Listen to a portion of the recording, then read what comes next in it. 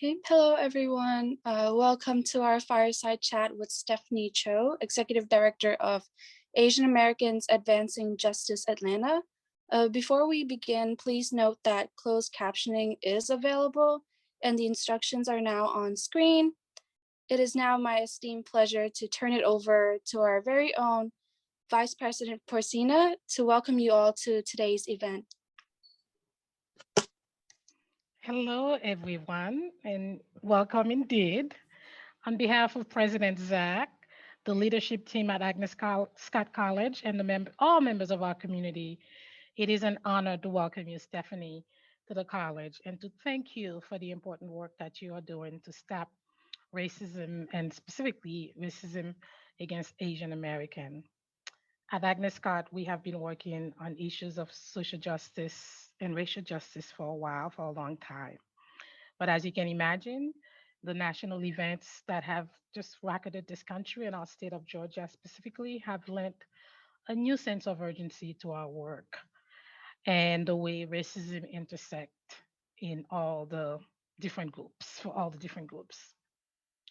As I said, we've committed to this issue for a long time. We are a very diverse campus. We actually do not have any racial majority on this campus, a fact that I'm very proud of to be part of this community. We have a very diverse, active group of students here. This past spring, the college was named as one of the 24 colleges in the country named as a Truth, Racial Healing, and Transformation Campus Center by the American Association of Colleges and University for the work that we are doing for eliminating systemic racism. So our work, this fireside chat, the webinars that we do, the monthly discussions, are really all designed to tackle all issues of racism, but also to bring community members, friends, faculty, staff, and our wonderful students to really tackle one of what I think one of the most intellectual and social challenges of our time, which is um, stopping racism and the quest for racial justice. So today we are glad to continue this series with the fireside chat. We know we only scratch the surfaces when we have these discussions, but we know you could provide a lot of ideas. Our speaker will provide a lot of ideas and resources.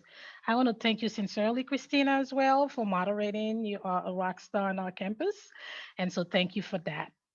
I'd like to thank all our listeners and participants who are listening today and remind everyone, as always, that each one of us is called to do something to stop racism, which includes both individual prejudice, but also the structural system that allow racism to continue. And so, I always say, let's all do our parts. We have to tackle all forms of racism.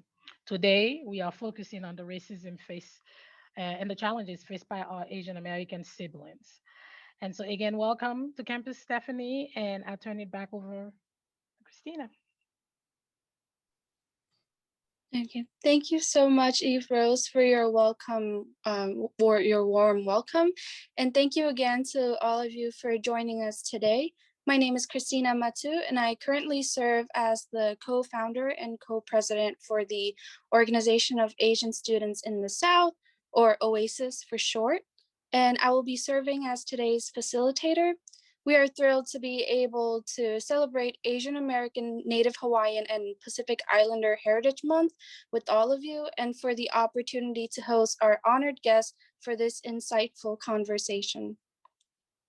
Before I introduce you to our guest today, and if you are just now joining us, please know that closed captioning is available and the directions are now on the screen. My guest and I will engage in a conversation for the first part of the hour, and during that time, I will have all participants be muted, and there will be time for questions at the end of the conversation using the Q&A feature or the chat room. I would now like to ask everyone in the chat to say hello and indicate what you want to come away with today.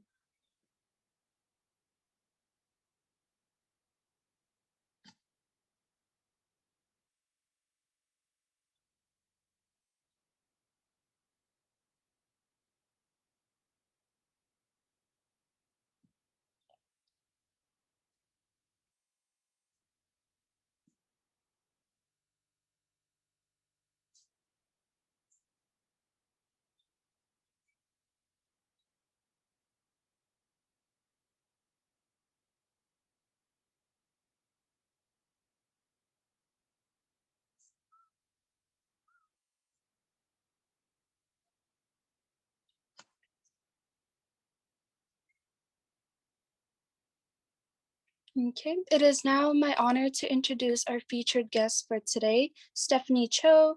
Stephanie Cho is the Executive Director for Asian Americans Advancing Justice Atlanta.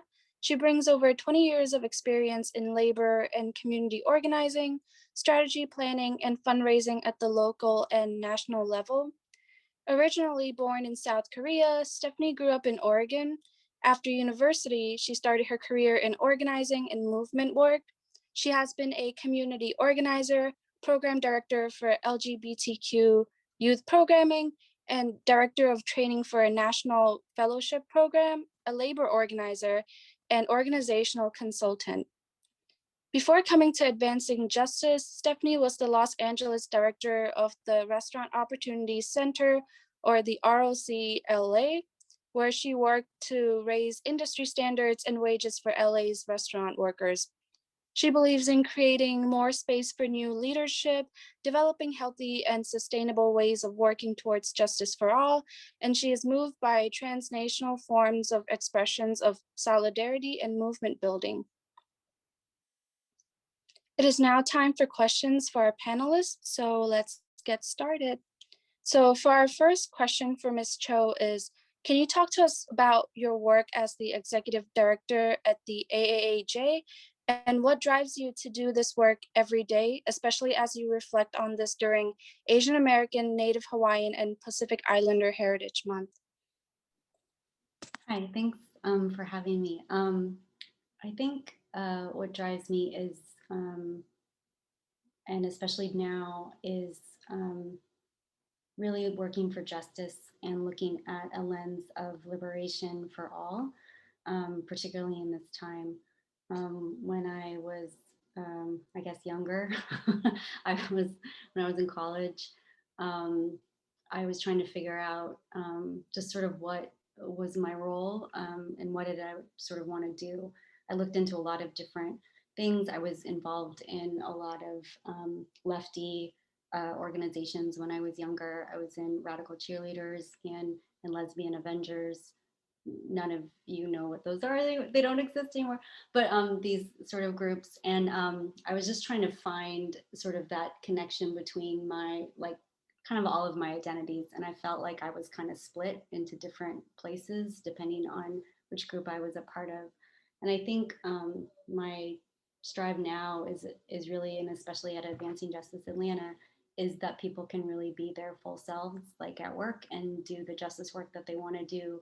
And that is racial justice work. That is making sure that it's looking into the future of what abolition work could be as well within the Asian American communities too.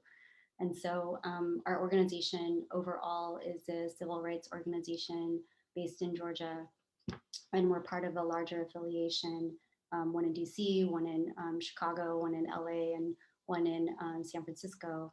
And so we come together to work on sort of bigger issues around census, redistricting, civil rights, voting rights, et cetera.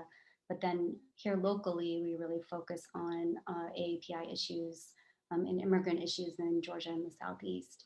And so we have programs in direct service around immigration. So we do removal defense, like deportation defense. And we do also immigration services, free to low bono work. And then we also do massive amounts of policy work, which I'll talk a little bit more about the voting rights bills a little bit later. And our sort of sweet spot is really the intersection between immigrant rights and voting rights, particularly in the South. Really, we're trying to build that political home and that place to really craft and become a powerful force in Georgia as Asian Americans. And then we also started C4, which is the political arm, which is called the Asian American Advocacy Fund. Our first campaign out of that was Asians for Abrams, which I realize is now retro because it was 4 years ago. We also had a political PAC, so we were really involved in the Warnock and Ossoff race, obviously for the runoff too. So my job, I guess, as like an executive director is that I raise money. We work with the staff to set agenda. When I first started at the org, it's like 5 people, including myself. We had a really small budget.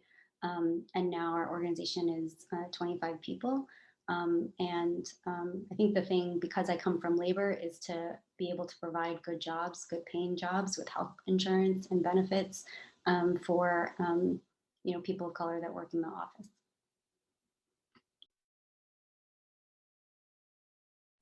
Okay, thank you so much, Stephanie. And for our next question, according to the AAPI data, Asian Americans have gained an 84% vote gain in Georgia from 2016 to 2020. Your organization, along with many others, has led organizing and voter engagement efforts for this community for many years.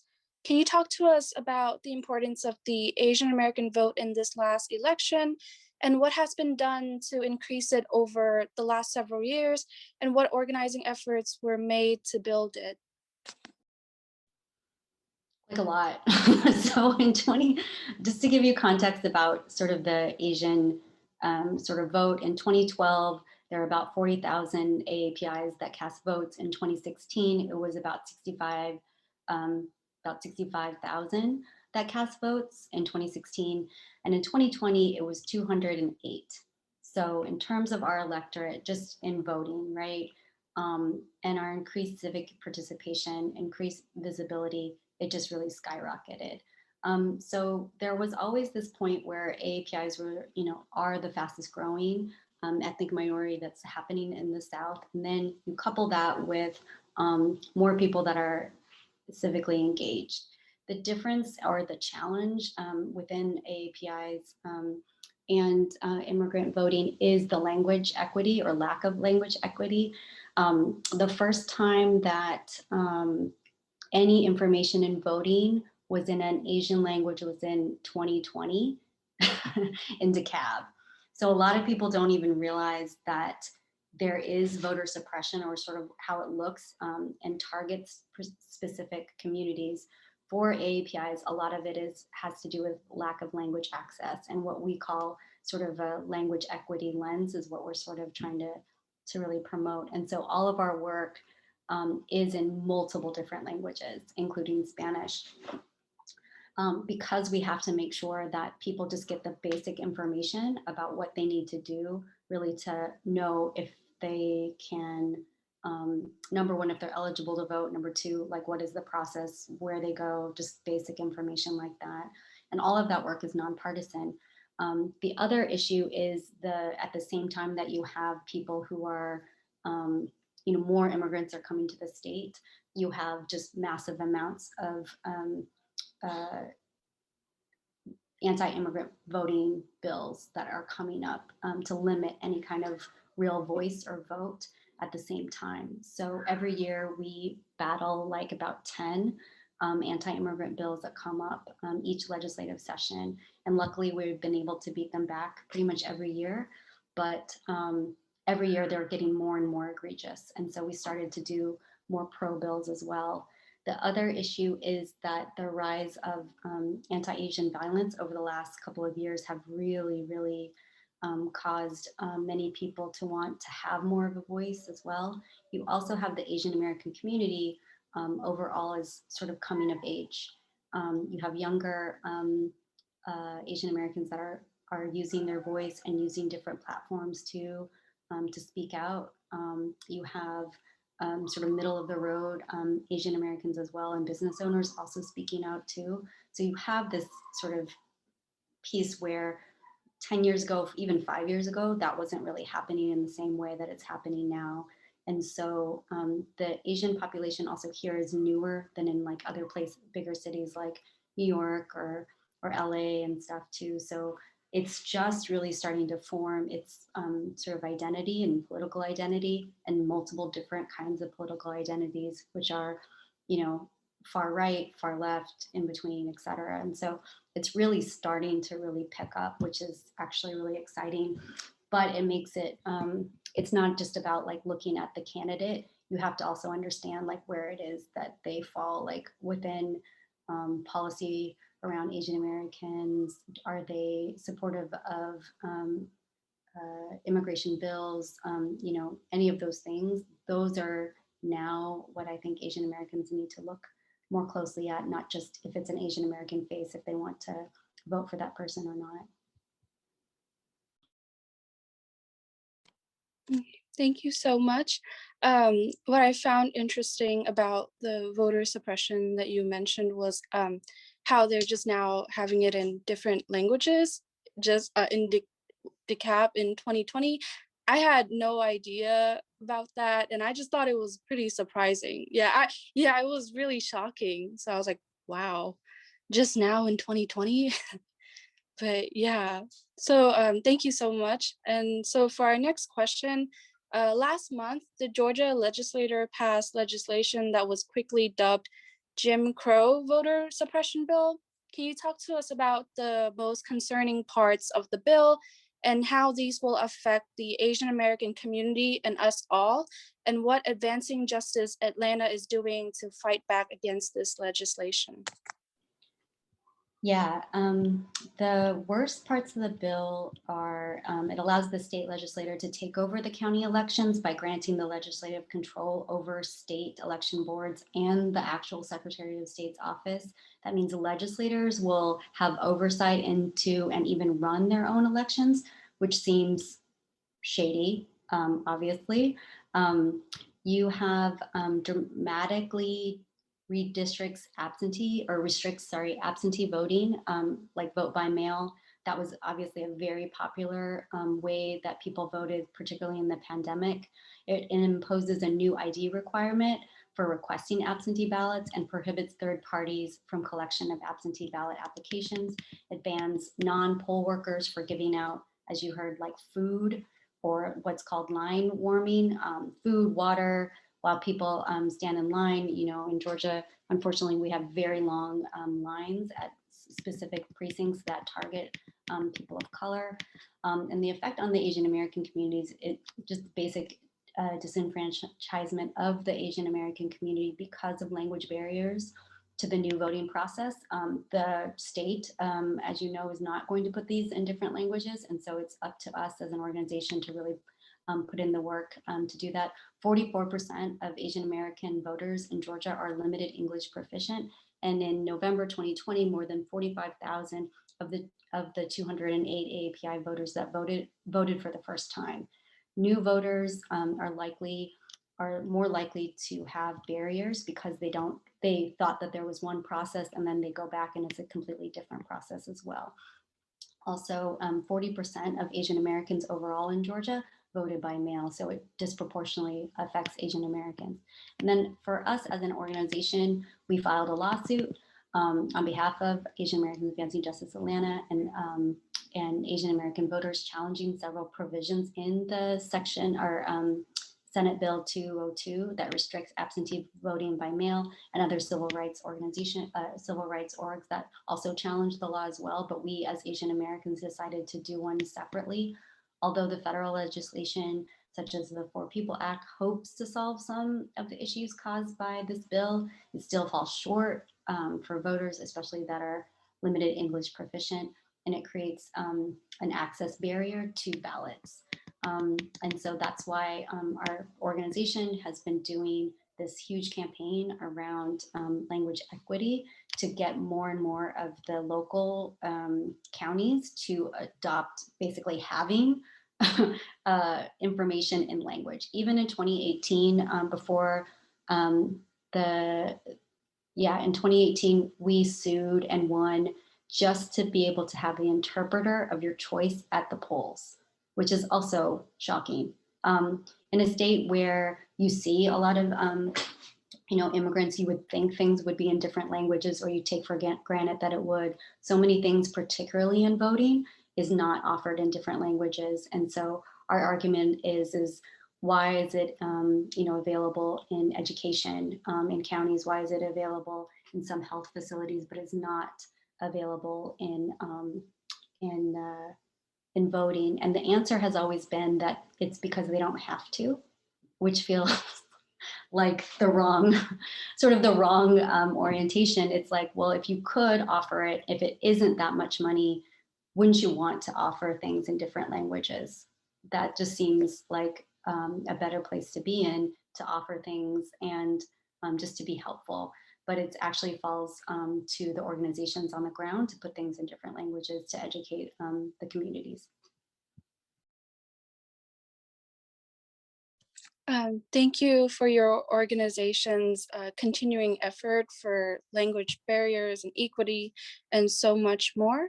And so for our next question, I want to take us back to last month's deadly shooting right here in our own city, where the lives of 8 people were taken, including those of 6 Asian American women. We have seen a rise of anti-Asian rhetoric and attacks since the onset of the pandemic. What role did the Advancing Justice Atlanta have in supporting the Asian American community during this difficult time? And how can we work together to fight against these attacks and bring awareness to stopping Asian hate? When the shooting had happened, we were on the phone all night with different folks. And then in the morning, we had a community call at like 8 a.m. and we got a bunch of folks together, attorneys, social service providers, anyone, right? Like that could help out. And we were just trying to gather information because many of the folks we knew, some of those folks and family members, we were able to find out information pretty quickly. And then it was to quickly establish a victims fund for the families right away, just because we didn't know if people were setting up GoFundMes or different kinds of things. And then it was really working with other social service agencies to get some basic services for folks and then get some small amounts of money out, like emergency basis, like for funeral costs and such.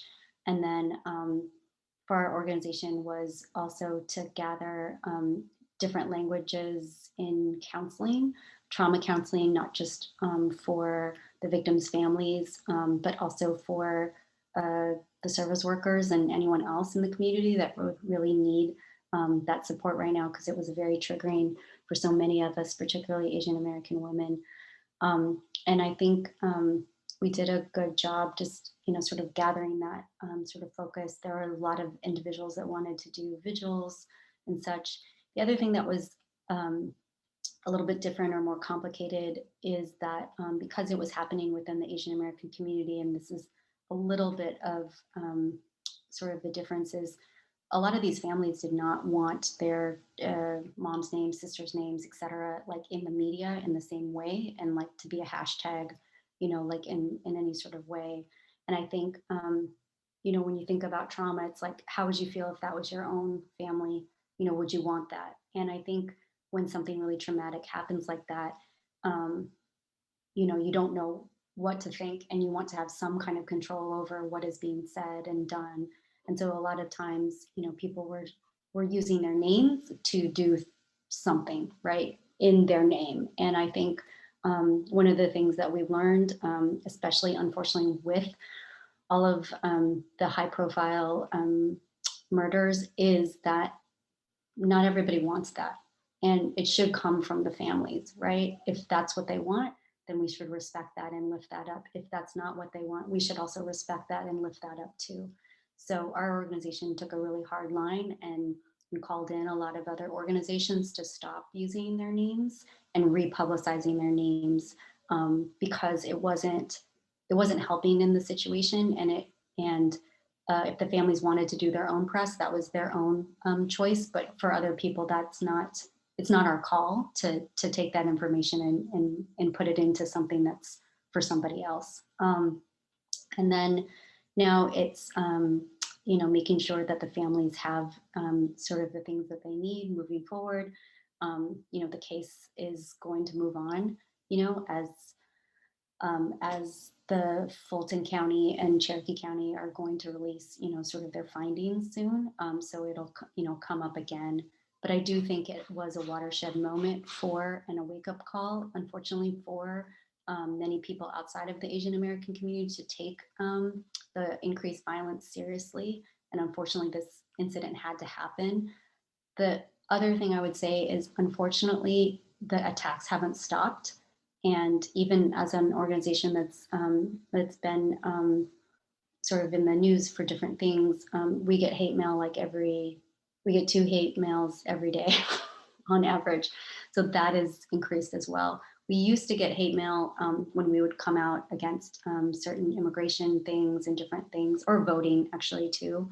But it's really increased as of lately. So I think it is, people are asking, like, has it stopped? Has it gotten better? Has it been that wake up call? It has been a wake up call. For most people, there are still individuals that are still deeply, deeply racist and are living in this white supremacy, I don't know, I guess, bubble. And they're continuing to release their anxieties, their anger, their blame on somebody, and they're scapegoating, like, right now. The target is Asian Americans, but it has been other targets, and it is continuing to be other targets in Black and Brown communities too. Thank you so much. Yeah, the shooting was definitely, I think it was definitely a wake up call, and it was very traumatic for many of us. And so the support that you and your organization has been providing has been definitely needed for many of us. So thank you so much. So Stephanie, you do so much important work in the community. How do you stay grounded when witnessing and experiencing so much injustice in your social justice work? And what do you do for self-care? Um, I'm going to the beach next week. I don't, I don't know. I look like with everybody else, mutual care, I think, and mutual aid has been so important and highlighted during this pandemic. And I would say that that's still the same when we think about, or at least when I think about what keeps me safe. It's my community. It's not the police. It's not government. It's actually people in my community that are wonderful, and we take care of each other. And that's going to continue, I think, to be the same. And so for us, like, as an organization, we want to make sure that people have those, community care pods for themselves, to have that, and to get those resources to people as much as possible. And that's what's been really great, is that so many mental health providers have, like, come out and said that, they can offer, um, pro bono or low bono kind of services in multiple different languages, which I think has been just tremendous. And thinking through, like, when you need help, like, ask for it, I think is the other sort of thing, is that you can't just keep, sort of doing sort of traumatic or re-triggering kind of work without asking for help or taking some breaks and stuff too, which is really, really important. For our organization too, we've been doing mutual care this whole time. And so I think it's just uplifting that is, sort of the future when we're thinking about it too. And it's so important. I don't know, my kid is good, I guess, helps me. My partner is really supportive. So I think those things are the sort of basic things that keep it going. Also, the staff in the organization are, like, they're the best people you want to work with. Like, if you're, like, in a crisis or anything like that, or you're like, where do I go? This is your crew. Like, this is your crew of people. You can trust them. They know what's going on. They're very knowledgeable. A lot of them are young folks, and I think I'm, like, the oldest person that works at the org. But yeah, it's actually led really so much by the brilliance of young people, and that's actually what's going to get us to another place, which is what's actually real, so it's like, I mean, I'm talking at this thing, but it's like, really, it's to uplift the organization and the actual staff that do all sorts of amazing stuff all the time. I mean, when we think about how we do our work, or how do you mobilize different folks in the community, it's doing that, organizing one-on-one, talking to folks, asking folks what they need and what they see is the future. And these folks are incredibly hardworking. Maybe you know some of them because maybe you're friends with them. I don't know. Yeah, definitely. I think that during these trying times, community care, mutual care, and just checking in on your loved ones is really important, and it can make or break their lives even. And so, yeah. So for our next question, can you tell us what one of the most important issues you are currently working on right now with advancing justice in Atlanta, and how can we get involved? It's probably either the language equity work, which also ties into the abolition work. So either one of those, I think, are the places to really get involved. So language access, we're working with different counties to get more counties to just have information in different languages. Um, and not just in voting, but in other services as well. Um, and there's municipal elections coming out that are going to be really important, especially in the community, to look at those. I know that sometimes people don't look at municipal elections, but actually those are the ones that are the most important because it really does impact your everyday life. And other ways are sort of getting involved in some of the mutual care work that we do as well. There's like a whole crew that's doing that. There's also a couple ethnic specific things that we're working on within Vietnamese youth, sort of like a alternative to the conservative rhetoric of people's parents is one. We have a crew that's communities over capitalism, and they've been working on a lot of community care as well. And then we have a queer youth group for AAPI and AMEMSA identified young people as well. Trying to think of the other things that go on. I mean, that's like a lot. I mean, we're not doing in-person immigration clinics until the fall. So in the fall, we'll start having immigration clinics, and we do need help staffing and volunteer work on those immigration clinics, especially if you speak another language. Thank you so much. I know that a lot of students at Agnes Scott are pretty, they're advocates, or like they are, yeah, I'm just losing my train of thought. Sorry about that. But yeah, at Agnes Scott, our students are pretty known for being staunch advocates and being active in the community. And so I'm sure they'd all appreciate your thoughts on the following question. How can young people, particularly students, continue to mobilize and hold their elected officials accountable? I mean, do it, number one. Like that's like the most important. And I think to be creative with the ways that that you hold them accountable. So there's been, you know, everyone's had to get more creative because you can't necessarily all gather in the same way, you know, but that's maybe going to start to change too. And so I've seen really fun ones that I just loved. And so I think being more creative and using that through music, through you know, weird BTS things or whatever, like whatever, you know, like makes it more interesting and actually gets you more attention versus doing something that's like, you know, like kind of standard, you know what I mean? Calls are good too, you know, but there might be something else that can be done that's more impactful. We did like on the C4 side, that the political side, we did like a, you know, Asian Moms Against Trump balloon arch situation. like it was a mom colors, you know, it was like pastels and stuff, and people just yelled all sorts of terrible things at us.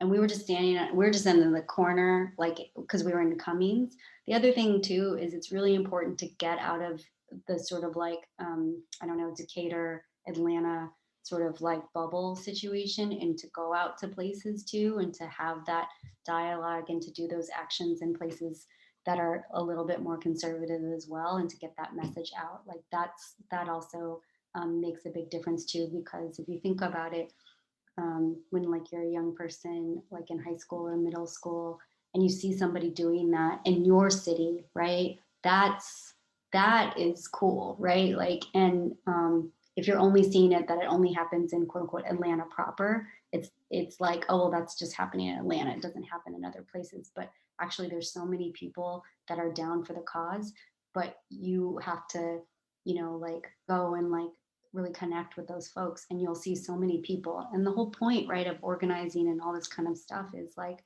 that you should be able to live anywhere, middle Georgia, southern Georgia, etc., right? And like be free from all this, sort of like white supremacist caste, this sort of like homophobic BS, and like this sort of like, massive like, like patriarchy stuff, right? Like it should just be comfortable, right? It should just feel okay to be like yourself, right? And so like sometimes people see like they have to come to Atlanta to feel that way. It's like, well, you should be able to do that anywhere, right?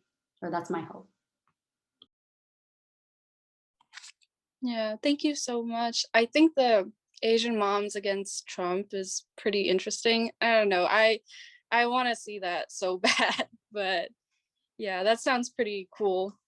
But I think it is now time for Q&A from the chat room. So for our first question is, what are some action steps that Advancing Justice Atlanta is taking to alleviate the nuanced struggles of the Asian community, such as discrimination in hiring and promoting, as we are not inherently seen as leaders? Yeah, I mean, when I first started here in Atlanta, I had moved here from LA, so I've been here for 7 years now. I was at the Capitol, and some Koreans, they wanted to do this picture, and they only wanted to have leaders in the picture. And they actually, there were legislators that pushed me out of the picture. Like they physically pushed me because a leader is a man, right? I'm sorry, I don't know why I'm thinking it's super funny right now, but because it was so ridiculous, right? It's just like, who does that, And so when people are experiencing these things where, Asian women, Asians in general are not considered, people of color, BIPOC community overall is not considered leaders, it's like, actually, we are leaders. There's so many of us that are leaders. It is that the people that are here, right, that, are in a power position are threatened by that leadership, right? So it's like eventually that is starting to turn. And I think it's really just being able to be that person in the position, in the job, and being yourself like all the time. And I know that that's actually the hardest thing to do, but your brilliance is there. Other people see it. Believe me, other people see it. It's just, and then it's having, again, that sort of community of care to be like, no, they're gaslighting you. I just more recently fully understand now what that is. And I was like, oh, I super understand gaslighting now. That is like a very common thing, particularly for BIPOC community, right? And so like, this is the whole point. You are brilliant.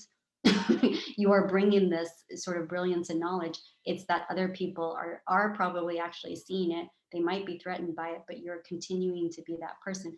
And to get that sort of like acknowledgement like in other spaces as well. Also, depending on your job, like, because I'm not sure what field different people want to go into, your job is not you necessarily, right? Like your job is your job, but you are, a full person, and you have other interests and everything too. So this is the other thing. Everyone has the capacity to have this like sort of brilliant life and be able to be, and has so much potential. It's just that other people are just kind of stifling that sometimes in a way that's really messed up. And so it's just like being able to talk about it and also being able to challenge it when you can, I think is like really, really the change that's starting to happen. I'm seeing it more a little bit in like at least in corporate companies. I'm seeing that they want to do that, or that's like their goal, is because they're realizing that young people are leaving those jobs like super fast because it's such a toxic environment. So they do recognize it, but they're having trouble like figuring out how to actually do it. And so you're going to be the ones that like actually make that change, which is really cool. Thank you so much. So for our next question in the chat is, I think Amendment 1456 just got rejected by Congress. In that amendment, colleges that discriminate against Asian Americans would have gotten federal funding cut off, yet it was rejected. What are your thoughts on that issue? I'm not familiar with that one, so I can't really speak to that one. I have to read it actually before I talk on it. Yeah, I'm not familiar with Yeah, it either. I actually need to, yeah, I was like, I actually need to read it. There's so many new proposals coming up right now, so I actually have to read it before I comment. Okay. So for our next question is, there are many social movements and much work of organizations like the AAAJ that intersect with other communities who are also impacted by racism and prejudice in this country. From your perspective, why should we remain vigilant of injustice and stand up for other underrepresented communities and communities of color? I mean, it's our life, right? It's us. Like our whole lives are intertwined with each other. So, you know, I've been listening to different kinds of. I just had more and more thoughts about the concept of allyship, I guess, and like, is that what I really want, right? Is that what's needed, or is it something actually more, or is it just the way that people have tokenized the word allyship makes it mean kind of nothing, right? It's kind of like empty. And in that sense of like if I'm gonna say that I am somebody who cares about social justice, it can't just be about myself. Like that's not worth it, right? And it can't just be like hollow in the sense of like that I only care about what's happening within like this community, even in Georgia, right? It's like I have to look at it more globally as well. And so, I mean, you don't have to overextend yourself to the point where like, or at least I don't want to overextend myself to the point where like I, don't have anything left. But I feel like it's important to uplift and talk about issues that have absolutely nothing to do with me. And that's really important to educate myself about that and be able to talk to others and really work with folks, across the board. And so for us as an organization, we constantly work in coalition with people, like as far as like when you're looking at the voting piece, right? That's not done without the brilliance and leadership of Black women throughout this entire state, including Stacey Abrams. Stacey Abrams is like super nice to me. I don't know why. And like literally called me like a lot during all the stuff that was happening with the shootings, just as like a person, just to make sure that like we and as a community and organization were okay. I mean, when you're thinking about like what that care is, it's actually really interpersonal. And it is like that when they're looking at real coalition building, it's time, it's money, it's being able to be there for each other, like interpersonally. It's all of those things. Like if you treat everybody as a friend and they really are, like that is actually what makes the difference, instead of, I don't know, I guess what people talk about like hollow allyship, which is like you just post stuff on Instagram or TikTok or whatever. Like who cares? That doesn't make you like somebody who's necessarily a social justice person, but you're actually in there, getting in there and organizing and working with others. Yeah, I agree with you. Yeah, I believe that like just because certain issues might not seem important to you, or it doesn't mean that it is not important. And yeah, I believe that we should stay vigilant to injustice amongst the underrepresented communities. And so thank you so much. So we have a question from Ms. Hera Davis with Women Engage. She'd love to hear how you're engaging AAPI youth to be civically involved. Also, there's also another question closely related to this is, how do young people, especially college students, get involved regarding the Stop Asian Hate? For civic engagement stuff, I mean, there's all sorts of different points that people can get involved. And so like within our organization, because we have a C3, a C4, and a PAC, if you want to do more like sort of political stuff, there's on this side to get engaged, meaning like doing Canvas stuff and traditional sort of like um, uh, electoral work. And then we also have folks that are doing stuff around, like I said, the abolition work. There's a group of students also, like high school students and activists that are doing some work to get police out of Gwinnett high schools or just schools in general. There's Communities Over Capitalism that I said is doing some mutual aid work.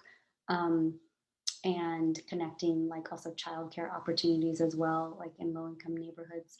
Then there's like the Q&A group that is led by queer and Asian youth. And so as far as like ways to get involved, there's so many actual ways. And then if people are more interested in helping, because maybe they want to be an attorney in the future, is looking at the immigration legal clinics as well as a way to get in. So actually for AAPI and AMEMSA Youth, there are many different ways. And for us as an organization, there's internship opportunities that are paid. We also do, if you do canvassing work with us, it's like $20 an hour. And so like we try to also make sure that there's some equity in the pay, even at all different kinds of levels within the organization and stuff. There are also volunteer opportunities as well, which we welcome, but there's so many different ways that people can get engaged. And actually API youth are more engaged now than they were ever 5 years ago. Thank you so much. We have another question. So who inspires you? And are there any mentors or others who have positively influenced your journey? I know she's a professor at another school, but she's brilliant.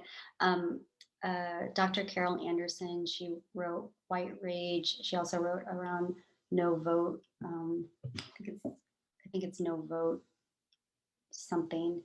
And she's a law professor at Emory. She is fantastic. You should definitely have her for a fireside chat. She's great. She's been really supportive and also just really helpful in like looking at sort of the history of and the way that voter suppression and even the way that people are viewed as citizens in different states and particularly in the South has really impacted the way that we look at modern day sort of voter suppression in the lens of obviously white supremacy. So I think I've learned so much actually from her.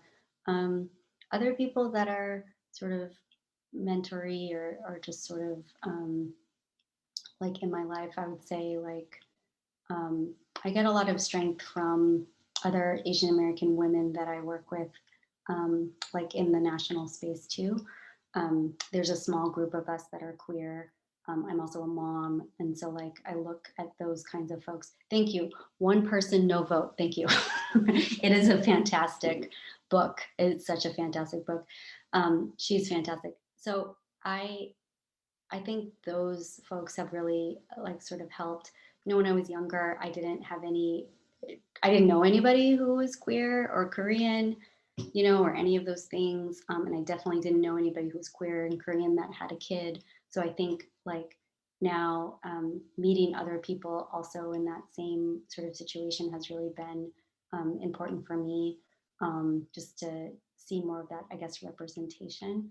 But then also people who share similar political views as myself as well throughout the country too has been really, really inspiring and nice.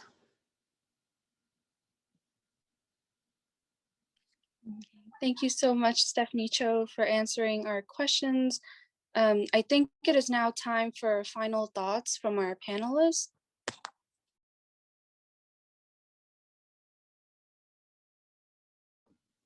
Is that me?